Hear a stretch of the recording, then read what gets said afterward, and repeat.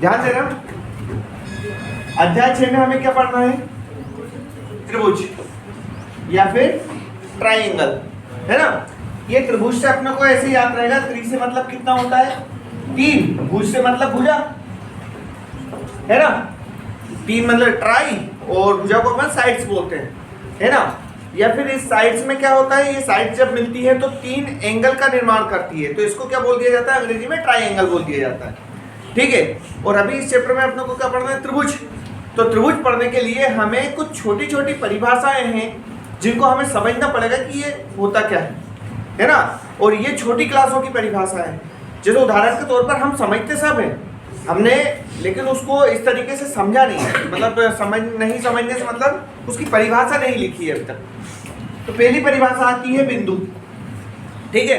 तो बिंदु हमारे पास एक ऐसी आकृति होती है जिसको अपन पॉइंट बोलते हैं, है ना, जिसकी हम विमाओं को क्या करते हैं? नगण्य मान सके। अब विमा कौन कौन सी होती है? हमारे पास 3 विमाएं होती हैं, है ना। एक तो लंबाई होती है, एक चौड़ाई होती है और एक ऊंचाई, 3 विमा होती है। तो हम एक ऐसी आकृति की कल्पना कर रहे हैं यहाँ पर जिसकी ना तो हम लंबाई माप सके, ना ही हम चौड़ाई माप सके और ना ही हम ऊंचाई। लेकिन यहाँ पर यह कहना थोड़ा सा गलत हो जाएगा कि हम नहीं माप सके, क्योंकि हमारे पास अब शक्तिशाली सूक्ष्मदर्शी जो होते हैं, तो हम छोटे से छोटे जो सेल्स वगैरह और जो आपके वायरस वगैरह होते हैं उनकी भी हम लंबाई चौड़ाई माप लेते हैं। लेकिन यहाँ चूंकि हम बिंदु की बात कर रहे हैं, तो यहाँ बिंदु हम किसे बोलेंगे कि जिसकी ना तो हम लंबाई को से हमें कोई फर्क पड़े, ना ही हमें चौड़ाई से कोई फर्क पड़े और ना ही उसकी ऊंचाई से फर्क पड़े, तो उसे हम क्या बोल देंगे? बिंदु। क्या बोलेंगे हम? और इसे लगाने के लिए मतलब इसे बनाने के लिए क्या करते हैं अपन? एक पेंसिल या पेन से ऐसा डॉट लगा देते हैं, तो ये क्या हो जाता है? आपका बिंदु, है ना। मतलब आप यूं मानकर चलो कि ना तो इसमें ऐसे लंबाई कुछ होगी, ना ही कुछ चौड़ाई होगी और ना ही कुछ ऊंचाई, मतलब होगी भी तो उससे हमें कोई फर्क नहीं पड़ना है, तो इसे क्या बोल देंगे अपन? बिंदु बोलेंगे, है ना। आया समझ में? क्या बोलेंगे? ऐसी आकृति जिसमें लंबाई, चौड़ाई या ऊंचाई को क्या माना जा सके? नगण्य मानने का मतलब ये होता है कि उसे नेग्लेक्ट कर देना, जिससे हमें कोई फर्क नहीं पड़े, ठीक है। यदि हम कहीं पर बिंदु लगा देते हैं तो उसके आकार से हमें कोई फर्क नहीं पड़ता। आ रहा समझ में? अब आता है बिंदु वस्तु। अब हम बात कर रहे हैं बिंदु वस्तु, है ना। यहाँ क्या था? बिंदु, अब क्या कर रहे हैं? बिंदु वस्तु। इसमें थोड़ा सा अंतर हो जाता है। हम बिंदु वस्तु एक ऐसी वस्तु को बोलते हैं, यहाँ पर अपन दोनों शब्द लगा सकते हैं, वस्तु लगा सकते हैं या फिर पिंड लगा सकते हैं, है ना। तो जब किसी वस्तु के द्वारा तय की गई दूरी, जब वो गति कर रही हो, तो उसके द्वारा तय की गई दूरी उसके आकार की तुलना में कैसी हो? बहुत अधिक हो, तो हम उस वस्तु को बिंदु वस्तु नाम दे सकते हैं या बिंदु वस्तु कैटेगरी में हम रख सकते हैं। जैसे उदाहरण के तौर पर अभी हम बिंदु की तो इसकी बात कर रहे हैं, है ना। लेकिन हमारे पास कोई सा भी, मैं बोल रहा हूँ कोई सा भी वस्तु हो या कोई सा भी पिंड हो, जैसे उदाहरण के तौर पर हमारी लंबाई चौड़ाई ऊंचाई तो होती है ना। मान लो एक व्यक्ति की 5 साढ़े 5 फीट ऊंचाई है, 6 फीट ऊंचाई अप्रोक्स, है ना, ठीक है। अब 5.5 या 6 फीट की ऊंचाई का व्यक्ति यदि उसके आकार की तुलना में बहुत ज्यादा दूरी तय कर जाए, है ना, तो उसे हम क्या बोल देंगे? बिंदु वस्तु। क्या बोल देंगे? उदाहरण के तौर पर एक बस होती है, बस की लेंथ होती है 7 मीटर, छोटे बस की 5 मीटर, 7-8 मीटर, बड़ी वाली बसों की 10 मीटर तक लेंथ चली जाती है। कितने मीटर तक? 10 मीटर। कितना बोल रहा हूँ मैं यहाँ पर? 10 मीटर। लेकिन उसके द्वारा तय की गई दूरी, अगर मान लो वो वस्तु सीहोर से भोपाल चली जाती है, कहाँ से कहाँ? सीहोर से भोपाल। तो सीहोर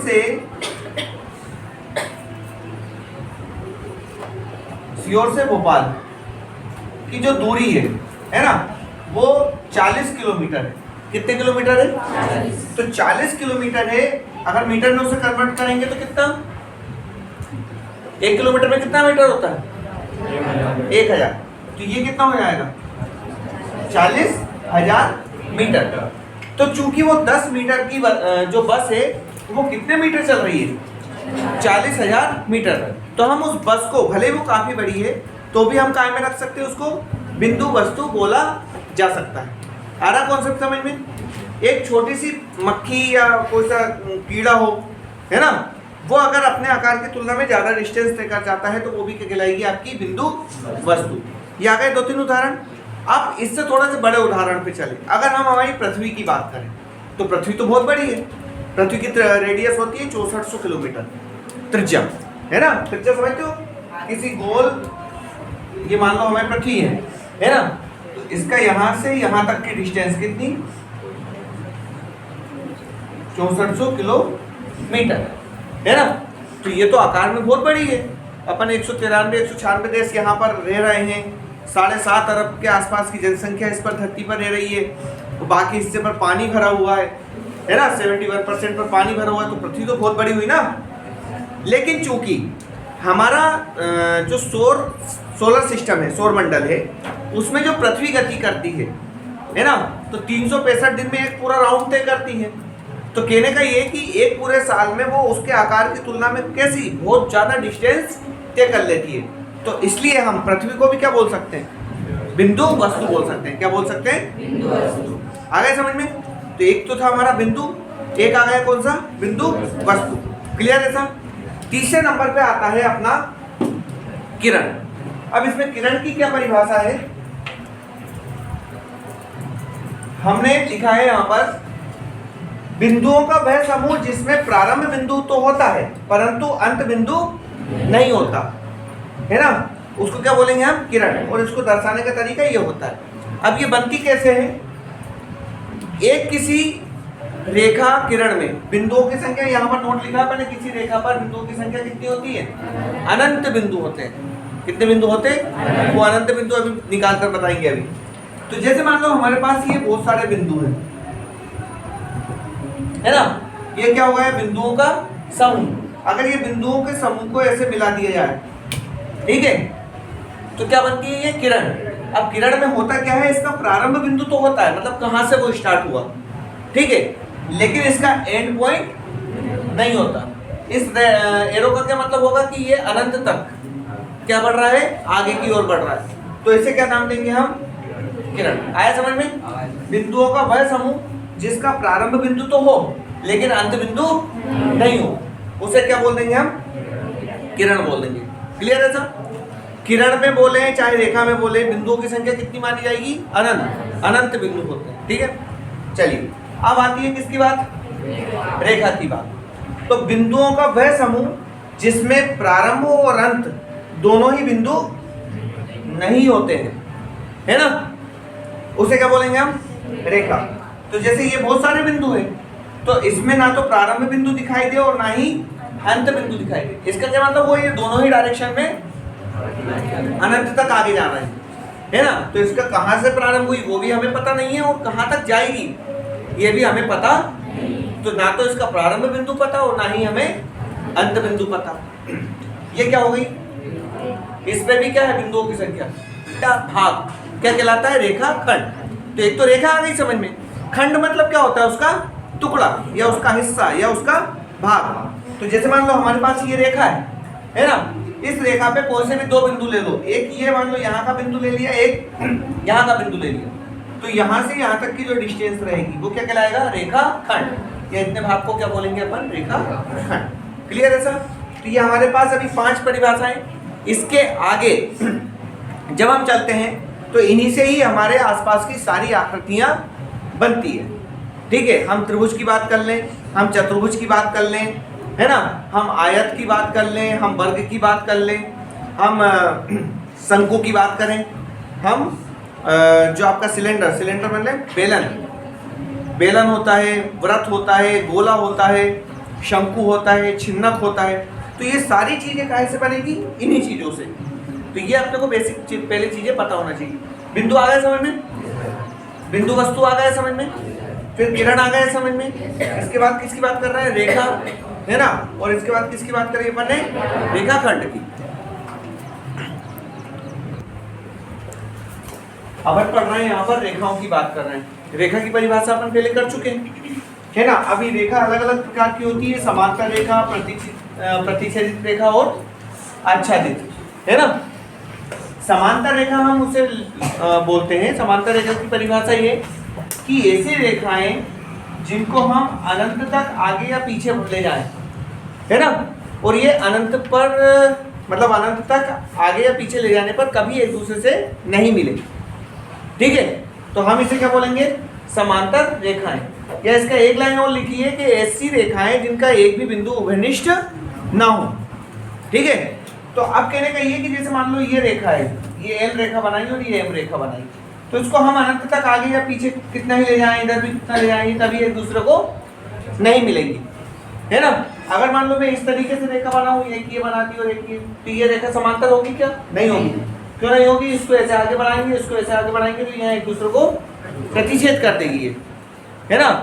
या फिर इसका ये वाला बिंदु कैसा हो जाएगा, उभयनिष्ठ। उभयनिष्ठ होने का मतलब कॉमन, ये जो बिंदु है ये इस रेखा का भी हो गया और इस वाली रेखा का भी हो गया, तो ये फिर समांतर नहीं है। तो अगर मान लो ये एल और ये एम, तो यहाँ लिख देंगे एल नॉट समांतर एम। ठीक है, और यहाँ बात करेंगे तो ये जैसे ये वाला चित्र है, तो इसमें एल समांतर एम लिख देंगे। क्या लिखेंगे, ये जो बीच में ऐसे जो खड़े डंडे होते हैं इसको क्या पढ़ा जाता है, समांतर, ये पैरेलल। ठीक है, अब इसमें कुछ उदाहरण और भी लिए हैं। जैसे मान लो हमने नदी के दो किनारों की बात करी है, तो किनारे तो ऐसा कहीं पर चौड़े कहीं पर सकड़े हो जाते हैं, है ना, ऐसे। तो ये दोनों लाइनें भी क्या कहलाएंगी, समांतर ही कहलाएंगी। क्यों, क्योंकि कभी भी ये किनारे मिलते नहीं है ना, तो एक ही तो इसमें उभयनिष्ठ नहीं होता है, तो कैसे कहलाएंगी ये, समांतर। ऐसे ही आपकी जो बल्ब वाली जो एक कॉइल जो होती है, जिसको हम डोरी बोलते हैं, वो भी एक दूसरे से लपटी तो होती है ना, लेकिन कहीं पर एक दूसरे को क्रॉस करती है क्या, नहीं करती। क्रॉस तो मतलब वो फाल्ट हो जाएगी, होगी कि नहीं होगी। तो वो जो डोरियां है वो भी कैसी कहलाएंगी, समांतर कहलाएंगी। क्लियर है सर, समांतर का होगा कॉन्सेप्ट क्लियर। यहाँ पर अपन लिखेंगे एल समांतर एम। ठीक है, अब आता है प्रतिच्छेदित रेखाएं। प्रतिच्छेदित रेखाएं किसे बोलते हैं, प्रतिच्छेदित रेखाएं वो रेखाएं होती है जो एक दूसरे को काट रही हो, है ना। अब जैसे मान लो ये जो रेखा है एल, एल रेखा जो है वो एल को और एम को कौन से बिंदु पर, यहाँ पर पी पर काट रही है, यहाँ पर ओ पर काट रही है। तो अगर एल और एन का प्रतिच्छेदित बिंदु देखें तो वो कौन सा हो जाएगा, बी, मतलब जहां पर काटे उसे प्रतिच्छेदित बिंदु बोलेंगे उस बिंदु को। यहाँ पर एन और एम का प्रतिच्छेदित बिंदु क्या हो जाएगा, ओ हो जाएगा, है ना। ये जो पी है वो एल और एन का उभयनिष्ठ बिंदु हो गया। ऐसे यहाँ पर जो ओ है वो एम और एन का उभयनिष्ठ बिंदु हो गया। ठीक है, तो यहाँ ये एक दूसरे को काट रही है ना, तो जब काट रही है तो ये कैसी समांतर हुई क्या, समांतर नहीं है। कैसी रेखा हुई है, प्रतिच्छेदित, मतलब एन रेखा जो है वो एल और एम की प्रतिच्छेदित रेखा है। ठीक है, चलिए फिर आता है आच्छादित रेखा। आच्छादित रेखा की बात अपने ये बोला है कि वे रेखाएं जो एक दूसरे को पूरे से ढक ले। जैसे मान लो मैं ये एल रेखा बना दूं और इसी के ऊपर कौन सी रेखा बना दें, एम रेखा भी बना दें, तो क्या एल और एम में अंतर आ रहा है क्या, नहीं आ रहा है। मतलब इसके कितने बिंदु, एक रेखा पर बिंदु कितने होते हैं, अनंत। तो इसके सभी बिंदु कैसे होंगे, उभयनिष्ठ, मतलब इसके सारे बिंदु एक दूसरे से मिल रहे हैं, है ना। मतलब इसने पूरे तरीके से ढक लिया ना इसको, तो इसलिए इसको क्या बोला गया, आच्छादित रेखा। कैसा बोला गया, आच्छादित रेखा। तो हमारे पास तीन रेखाएं, समांतर रेखा, प्रतिच्छेदित रेखा और आच्छादित रेखा। यहाँ पर अपन ने कोण या एंगल की बात करी, है ना। हमें आगे की चीजों को समझने के लिए कोण, रेखाएं, किरण वगैरह ये सब समझना पड़ेगा। अब कोण क्या होता है, कोण का क्या कॉन्सेप्ट है, देखो कोण का क्या कॉन्सेप्ट है, कोण का कॉन्सेप्ट है कि जब हम किन्हीं, जैसे दो रेखाएं हैं, तो दो रेखाएं एक दूसरे को इस बिंदु पर प्रतिच्छेद कर रही है। ये बिंदु कैसा हुआ, उभयनिष्ठ। तो ये इस बिंदु पर ये एक दूसरे से कितनी दूरी पर है ना। मान लो ये ऐसा भी हो सकता है, करीब हो सकता है, और भी ज्यादा करीब हो सकता है, दूर हो सकता है ना। तो ये जितना एक दूसरे से दूरी पर है इसको हम किस में मापेंगे, कोण में या एंगल में। ठीक है, इसे हम कोण बोल रहे हैं। अभी कोण की अलग अलग माप होती है, तो हमारे पास चांदा होता है, ठीक है। अब जिसे हम न्यून कोण बोल रहे हैं, न्यून माने होता है छोटा, ठीक। तो यहाँ पर हम बात कर रहे हैं जो हमारा चांदा होता है 0 से लगाकर 90, 90 से यहाँ 180, इसमें राउंड भी घूम जाते हैं। यहाँ पर ये एंगल जो है कोण को फिर से रिपीट होने लगते हैं, मतलब कोण रिपीट नहीं होंगे, कोणों की जो माप होंगी वो रिपीट होंगी, है ना। जो sine theta cos theta tan theta निकालते हैं ना अपन, उनमें। तो हम बात कर रहे हैं न्यून कोण की, तो 0 से 90 के बीच, इसमें 90 शामिल नहीं है, ये अपन यूं बोलेंगे 90 से छोटा। तो 90 से छोटे वाले कोण को अपन क्या बोलेंगे, न्यून कोण। और हम इस डायरेक्शन में चल रहे हैं अभी, ठीक है, ऐसे एंटी क्लॉकवाइज। कैसे चल रहे हैं इसमें अपन, एंटी क्लॉकवाइज, जिसको हम क्या बोलते हैं, वामावर्त। क्या बोलेंगे, तो यहाँ पर 90 से कम वाले कोणों को अपन क्या बोलेंगे, न्यून कोण। फिर अपन समकोण की बात करेंगे तो ठीक कौन से एंगल को, 90 डिग्री की माप वाले कोण को अपन क्या बोलेंगे, समकोण बोलेंगे, है ना। और इस समकोण की विशेष भूमिका होती है हमारे जीवन में। समकोण का ये खासियत है, हम जितने भी घर बिल्डिंग वगैरह